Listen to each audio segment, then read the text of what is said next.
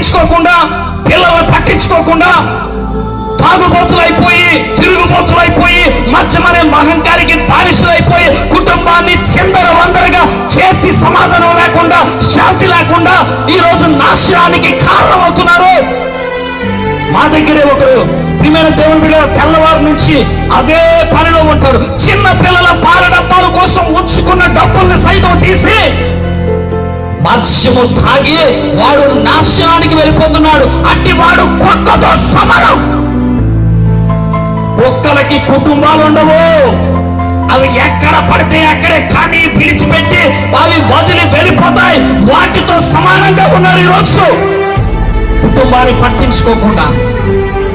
ప్రియమైన దేవుని బిడ్డలారా, మీకు శ్రమ, ఈ శ్రమ నుండి తప్పించడానికి యేసు మాట వింటే నీ బ్రతుకు మారుతుంది. యేసు మాట వింటే నీ పరిస్థితి మారుతుంది.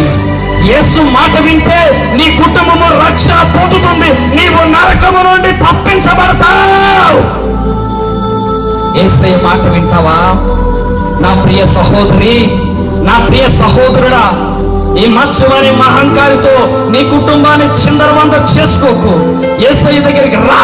నీ పరిస్థితులు మార్చుకో, నీ బ్రతుకును మార్చుకో, దేవుని మాటల ప్రకారంగా జీవించు.